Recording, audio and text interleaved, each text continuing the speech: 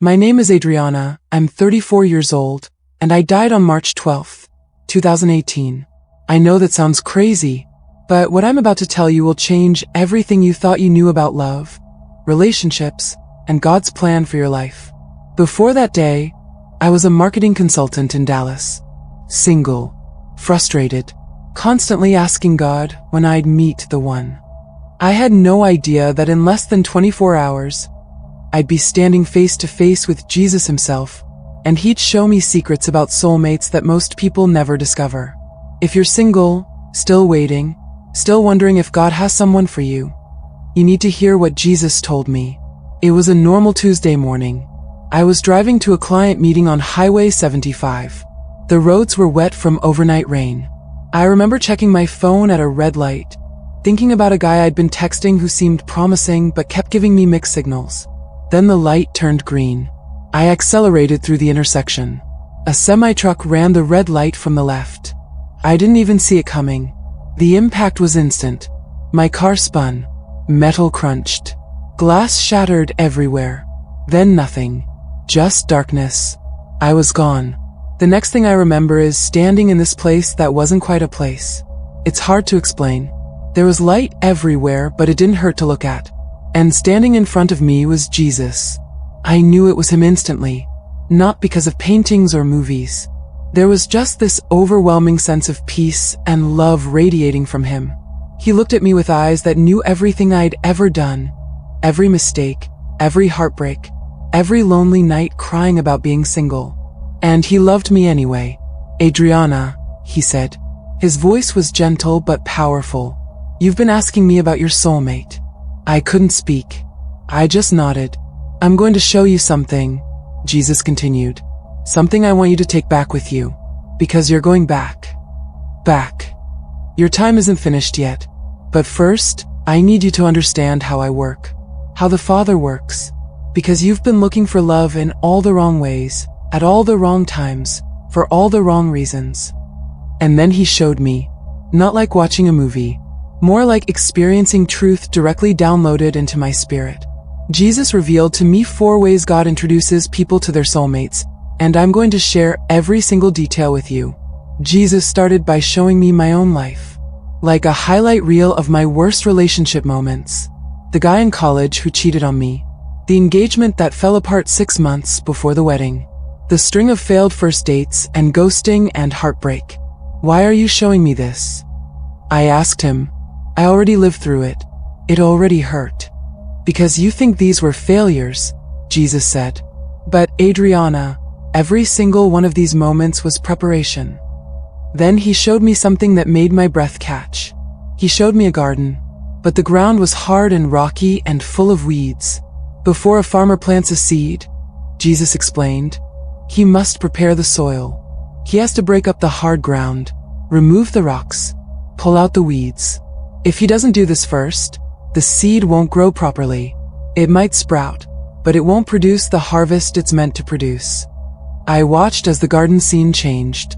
A farmer came with tools and began working the soil. It looked painful. The ground was being torn up, broken, turned over. That's what I've been doing in your life, Adriana. Jesus said softly. Every heartbreak you experienced wasn't random. I was removing rocks of unrealistic expectations. I was pulling weeds of codependency. I was breaking up the hard soil of self-reliance and teaching you to depend on me. Tears started streaming down my face, but it hurt so much. I know, Jesus said, and I could hear the compassion in his voice. But look. The scene changed again. Now the soil was rich and dark and ready, and the farmer planted a seed. Within moments, I watched it grow into this beautiful, strong plant producing abundant fruit. This is what I'm doing in everyone who asks me for a soulmate, Jesus explained. I have to prepare them first, because a soulmate isn't just about companionship. It's about covenant. It's not just about emotions. It's about elevation. It's not just about attraction. It's about assignment. He turned to look at me directly. Adriana, I can't give you someone to build a life with until I heal the broken places in your own life. Because if I did, you'd drag all your past wounds into that new relationship. You'd sabotage it without even meaning to. I thought about all the relationships where I'd been clingy because of abandonment issues. All the times I'd pushed good men away because I was afraid of being hurt again. All the ways my past had infected my present. So what do? Jesus smiled. You let me heal you. Completely. Look at what Psalm 147 verse 3 says. He heals the brokenhearted and binds up their wounds. That's not just poetic language, Adriana. That's my actual promise to you. I will heal every wound, every disappointment, every trauma from your past. But you have to let me do the work. Then he showed me something else. He showed me people who had rushed into relationships before they were healed. I watched these relationships like fast-forwarded videos. They started with excitement and attraction. But then the old wounds started bleeding into the new relationship.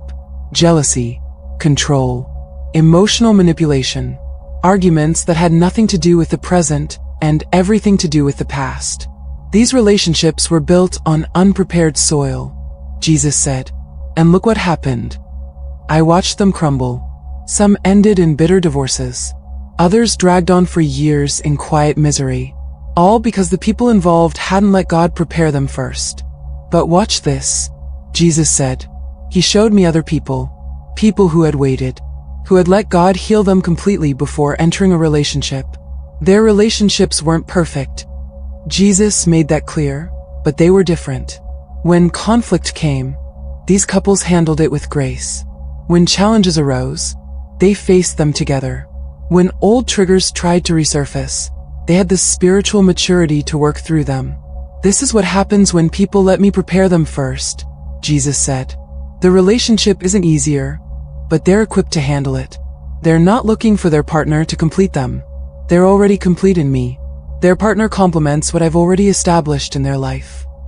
I thought about all the years I'd spent feeling incomplete, feeling like I needed a man to make me whole, like I was only half a person without someone by my side. That's a lie from the enemy, Jesus said, reading my thoughts. In Colossians 2 verse 10, Paul wrote, "You are complete in him, not in a relationship, not in a man, in me." When you truly understand that, when you're truly complete in me first, then I can bring someone who aligns with that completeness instead of someone you're desperately clinging to in order to feel whole. He showed me one more thing about preparation. He showed me the season of waiting. This is where most people struggle, Jesus said, because waiting feels like punishment. It feels like I'm withholding something good from you. But, Adriana, I never withhold good things from my children. What I do is withhold things you're not ready for yet. The scene shifted, and I saw myself from God's perspective. I saw all the times I'd begged God to bring me a husband. All the times I'd tried to force relationships to work through my own effort. All the times I'd settled for less than God's best because I was tired of waiting. Every time you tried to rush ahead of my timing, Jesus said gently, you created pain for yourself. Not because I was punishing you, but because you were trying to hold on to something you weren't ready to steward. He reminded me of Ecclesiastes 3 verse 1. There is a time for everything, and a season for every activity under the heavens. And then he said something that shook me to my core. The waiting season isn't wasted time, Adriana. It's the most important season, because this is when I'm doing the deepest work in you. This is when I'm teaching you to find your fulfillment in me. This is when I'm showing you who you are outside of a relationship. This is when I'm building your character, your faith, your identity in me. And when that work is complete, Jesus continued, when you're truly ready, I won't make you wait 1 second longer. Not because you've earned it, but because you're finally positioned to receive it without destroying it. I stood there processing everything Jesus had shown me about preparation. And I realized that all those years I thought God was ignoring my prayers about finding love. He was actually answering them. Just not the way I expected. He was preparing me, healing me, positioning me, getting me ready for something greater than I could imagine. Now let me show you how I actually bring soulmates together, Jesus said. The scene around us changed. Suddenly, I was watching what looked like 2 separate timelines running parallel to each other. On one side, I saw a woman. On the other side, a man. They were living completely separate lives in different cities, with different jobs, different circles of friends. They had no idea the other person existed. Watch, Jesus said. I watched as God orchestrated events in both their lives. The woman lost her job. At first, she was devastated. She applied everywhere but kept getting rejected. Finally, she got an offer in a different city. She almost didn't take it because it meant leaving everything familiar. But something in her spirit said yes. Meanwhile, the man's company transferred him to that same city. He didn't want to go. He'd just bought a house in his current city. He had family nearby. But the transfer came with a promotion he couldn't refuse. They both moved to this new city within weeks of each other. Neither one was looking for a relationship. They were both just trying to adjust to their new lives. Then I watched as they both happened to join the same church. Different services at first. But then the church started a new small group ministry. The woman signed up because she wanted to make friends. The man signed up because a co-worker invited him. They were placed in the same small group. Coincidence? Jesus asked me with a knowing smile. Divine appointment. Exactly, Jesus said. What the world calls coincidence, I call providence. What people think is random chance, I orchestrated before the foundation of the world. Proverbs 16 verse 9 says, "In their hearts humans plan their course, but the Lord establishes their steps." Every step, every decision, every door that closes, and every door that opens, I'm directing it all. Then Jesus showed me the story of Ruth from the Bible. I'd read it before, but watching it unfold with Jesus narrating was completely different. Look at Ruth, Jesus said. Her husband died. She left her homeland. She followed Naomi to a foreign country where she had no prospects, no security, no future that she could see. From a human perspective, her life was over. But watch what I was doing. I watched as Ruth arrived in Bethlehem. She needed food, so she went to glean in the fields. The Bible says in Ruth 2 verse 3, as it happened, she found herself working in a field belonging to Boaz. As it happened, Jesus repeated, that's what it looked like to Ruth. Random chance. She just happened to pick that field out of all the fields around Bethlehem. But Adriana, I had been directing her steps the entire time. That field wasn't random. Boaz wasn't random. This was a divine appointment I'd been orchestrating since before Ruth was born. He showed me the bigger picture. Boaz was a kinsman redeemer, which meant he had the right to marry Ruth and restore her family line. But there was another relative who had first rights. If Ruth had ended up in anyone else's field, her story would have been completely different. One field over, Jesus said, and she would have missed her destiny. But I don't work in one field over. I work in exact divine appointments at exact divine times. Then he showed me Isaac and Rebekah. Abraham's servant was sent to find a wife for Isaac. The servant prayed at a well asking for a specific sign. And Rebekah showed up at that exact moment and fulfilled the exact sign he'd prayed for. The servant thought he was choosing, Jesus explained, but I had chosen Rebekah before he ever prayed. I brought her to that well at that exact time. I gave him the wisdom to pray for that specific sign. I orchestrated every detail so that when they met, there would be no doubt that this was my divine plan. Jesus turned to me. This is how I work, Adriana. I'm not random. I'm intentional. I don't do coincidences. I do divine alignments. Then he showed me something that made me gasp. He showed me my own future timeline. Not details of who or when, but the principle of how it would happen. I saw myself going about my normal life, making everyday decisions, saying yes to some things, no to others.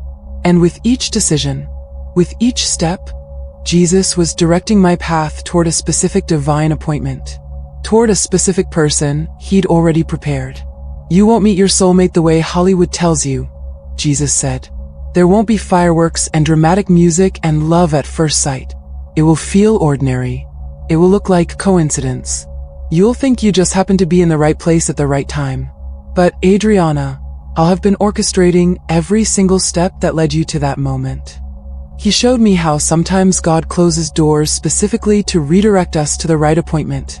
A job that doesn't work out. A relationship that ends. A plan that falls through. These aren't failures. They're course corrections. How many times have you been angry at me for closing a door?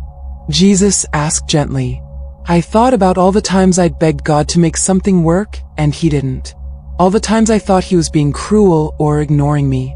I closed those doors because they would have taken you away from where you needed to be, Jesus explained.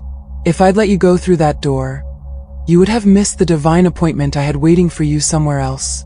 Every closed door was mercy, Adriana. It was protection. It was redirection toward your destiny.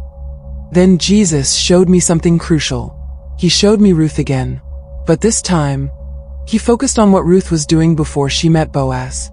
Notice something, Jesus said. Ruth wasn't sitting at home waiting for a husband. She was moving in obedience. She was working in the field. She was serving Naomi. She was gleaning. She was active, purposeful, obedient. I watched as Ruth worked diligently, not knowing that the owner of the field was watching her. Not knowing that her character and work ethic were being observed. Not knowing that Boaz was about to notice her. Too many people are waiting for me to move while they stand still, Jesus said. But I order steps, Adriana. That means you have to be stepping. You have to be in motion. You have to be operating in purpose, developing your character, strengthening your faith. Because divine appointments don't happen to people who are inactive. They happen to people who are walking in obedience. He showed me people who were sitting at home waiting for God to drop a spouse into their lap. Years passed. Nothing happened. Not because God was withholding, but because they weren't positioned where God could connect them with who he'd prepared. Position yourself where I can bless you, Jesus said. Be active in your local church. Serve in ministry. Develop your gifts. Pursue your purpose. Walk in obedience. And while you're doing that, while you're focused on me and my kingdom, I'll be arranging divine appointments you can't even imagine yet. Then he reminded me of Matthew 6 verse 33. But seek first his kingdom and his righteousness, and all these things will be given to you as well. When you seek me first, Jesus explained, when you prioritize my kingdom and my purposes, I add everything else to your life, including your soulmate. But if you seek the soulmate first and me second, you'll spend years frustrated and disappointed. The order matters, Adriana. I understood then why I'd been so frustrated for so long. I'd been seeking a relationship while treating God like a cosmic vending machine. I'd been more focused on finding a husband than finding God's will for my life. Let me reorder your priorities, Jesus said. Let me be your first love, your primary pursuit, your ultimate fulfillment. And then watch how I bring the right person into your life at the right time in the right way. It won't be forced. It won't be strained. It will be effortless. A natural divine intersection of two lives I've been preparing and positioning all along. Now I need to show you something critical, Jesus said. His tone shifted slightly, becoming more serious. Because this is where many people get deceived. They meet someone they're attracted to, someone who makes them feel good, and they assume I sent that person. But attraction alone doesn't mean divine assignment. The scene changed again. I saw couples. Lots of them. Some looked happy on the surface. But Jesus let me see beneath the surface into their spiritual reality. Some of these relationships were pulling people away from God. Not obviously, not dramatically, but subtly. A woman who used to pray every morning now slept in because her boyfriend stayed over. A man who used to lead worship was now missing church because his girlfriend wanted to spend Sundays at brunch instead. These relationships started with good feelings, Jesus explained. But look at the fruit. These people are now further from me than they were before the relationship. They're compromising their convictions, silencing their faith, choosing their partner over their relationship with me. Then he showed me 1 Corinthians 15 verse 33. Do not be misled. Bad company corrupts good character. If a relationship is corrupting your character, Jesus said, if it's pulling you away from me, if it's weakening your faith, it's not from God. No matter how strong the attraction is, no matter how much chemistry you have, no matter how right it feels emotionally, if it's distancing you from me, it's not my plan for you. Then he showed me the opposite.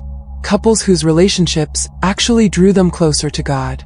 I watched a woman who'd been lukewarm in her faith suddenly become passionate about prayer because her boyfriend challenged her spiritually. I saw a man who'd never read the Bible start studying scripture because his girlfriend inspired him to go deeper with God. This is what a God-ordained relationship looks like. Jesus said, "It doesn't pull you from me, it pushes you toward me." Your soulmate should make you a better Christian, not a compromised one. He showed me the story of Isaac and Rebekah again. When Rebekah arrived, Genesis 24 verse 67 says Isaac was comforted after his mother's death. She brought him peace, not chaos. She aligned with God's plan for his life. Then Jesus showed me Mary and Joseph. When Mary received the news that she would give birth to the Savior, Joseph could have walked away. The situation didn't make sense. It challenged everything he thought he knew. But Joseph didn't run. He stayed. He covered her. He aligned with God's plan even when he didn't fully understand it. That's what a true partner does, Jesus said. They don't abandon you in your assignment. They align with it, even when it's confusing, even when it requires faith, even when the world doesn't understand. A God-sent partner walks by faith, not just by feelings. Jesus then showed me my own past relationships through this lens. The guy who'd gotten angry when I wanted to go to a worship night instead of a party with him. The one who'd mocked my faith and called me naive for believing in God's promises. The one who'd wanted me to move in with him even though I'd explained why I was waiting until marriage. These men revealed who they were, Jesus said. They weren't sent by me because they pulled you away from me, but you ignored the signs because you wanted the relationship to work. I felt ashamed. He was right. I'd compromised so many times, trying to force relationships that were clearly not from God. Don't condemn yourself, Jesus said gently. I'm showing you this so you won't make the same mistakes again. So you'll know how to recognize what's from me and what's not. Then he showed me Priscilla and Aquila from Acts 18. They weren't just husband and wife. They were partners in ministry. They served God together, taught the word together, moved in their calling together. This is what a kingdom couple looks like, Jesus explained. They don't just build a home. They build my kingdom. They don't just focus on their own happiness. They focus on my purposes. Their relationship becomes a tool for advancing the gospel, not a distraction from it. Jesus showed me how Satan attacks God-ordained relationships so fiercely. The enemy doesn't attack what's insignificant, he said. He attacks what carries destiny. If he can keep you distracted with counterfeits, if he can get you entangled in the wrong relationship, if he can break your heart enough times to make you lose hope, then he can delay your destiny. I saw spiritual warfare over relationships. Demons working to connect people who shouldn't be together. Attacks designed to separate people who should be together.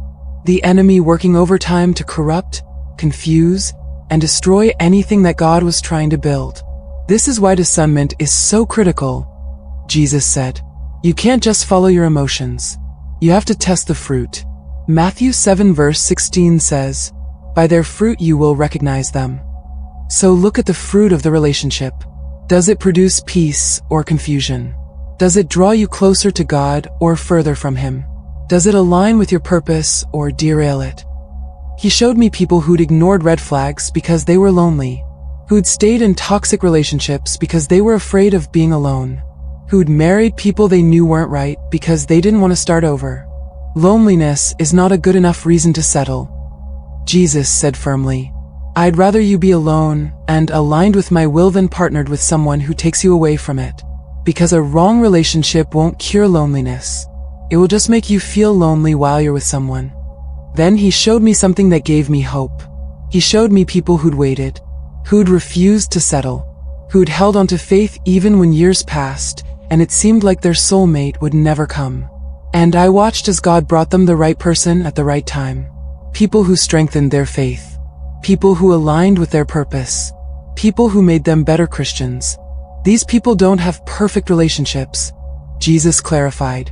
Every relationship has challenges. Every couple faces battles. Every marriage has moments of difficulty. But the difference is this.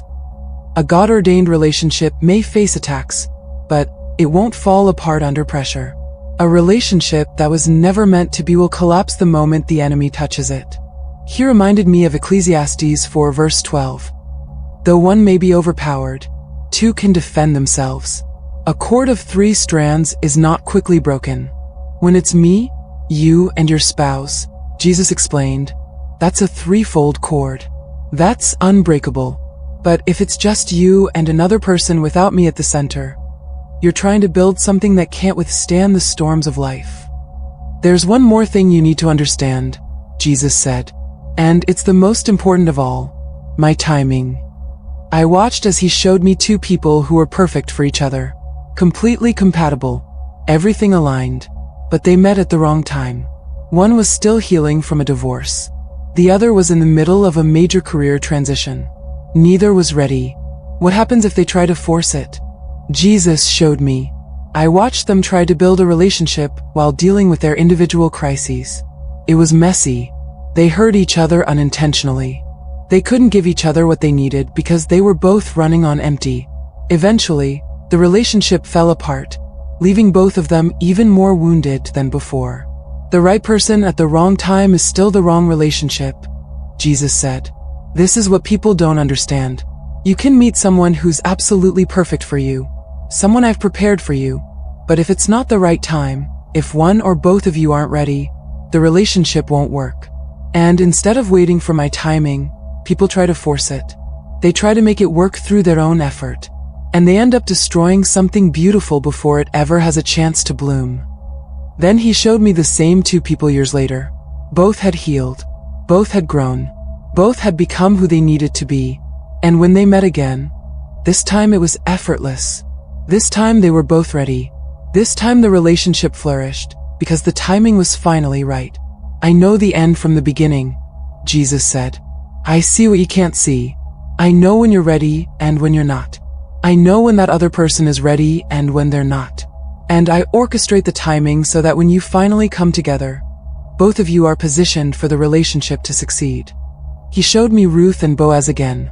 Ruth had to go through the journey of loss, leaving Moab, arriving in Bethlehem, and beginning to glean in the fields before she was ready to meet Boaz. If she'd met him earlier, while she was still grieving, while she was still in Moab, it wouldn't have been the right time. Every season you've walked through has been preparation for this divine appointment, Jesus explained. The waiting wasn't wasted. It was necessary, because I was developing you into the person who could receive and steward the relationship I have for you. Then he reminded me of Habakkuk 2 verse 3. For the revelation awaits an appointed time. It speaks of the end and will not prove false. Though it linger, wait for it. It will certainly come and will not delay. There is an appointed time for your soulmate, Jesus said. It's already marked on my calendar. And when that time comes, it won't be delayed by even 1 second. Not because you've earned it, but because you're finally ready for it. And they're finally ready for it. And everything else is finally in position for it. I thought about all the years I'd been impatient. All the times I'd accused God of making me wait too long. Was I late even once? Jesus asked gently. I shook my head, because in that moment, I understood. Every relationship that hadn't worked out had protected me from being with the wrong person. Every delay had been divine timing, not divine punishment. Every closed door had redirected me toward the right door.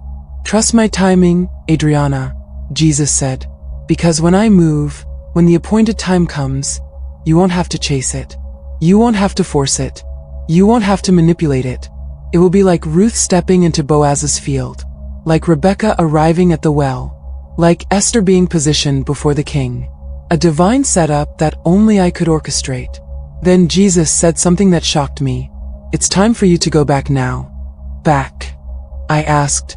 To Earth? He nodded. Your assignment isn't finished. And now you know what you need to know. Now you can trust me completely with your love story. Now you can wait with faith instead of frustration. Now you can recognize what's from me and what's not. Before I could respond, I felt myself being pulled backward. The light started fading. Jesus' presence started growing distant. Wait, I called out. When will I meet him? Who is he? Jesus smiled. Trust my timing, Adriana. And when the moment comes, you'll know. Then everything went black. I woke up 3 days later in a hospital bed. The doctors told me I'd been in a coma, that my heart had stopped twice on the operating table, that they'd lost me and brought me back. But I knew the truth. I hadn't been in a coma. I'd been with Jesus. I'm telling you this testimony now because I know there are people who are where I was. Frustrated, impatient, wondering when God will finally bring you your soulmate. Tired of waiting, tired of disappointment, maybe even tired of believing. You haven't been forgotten. You haven't been overlooked. God isn't punishing you by making you wait. He's positioning you for something so much greater than what you can see right now. Every heartbreak was preparation. Every closed door was redirection. Every delay was divine timing. And when the appointed moment finally comes, you'll realize that every single thing you walked through is worth it.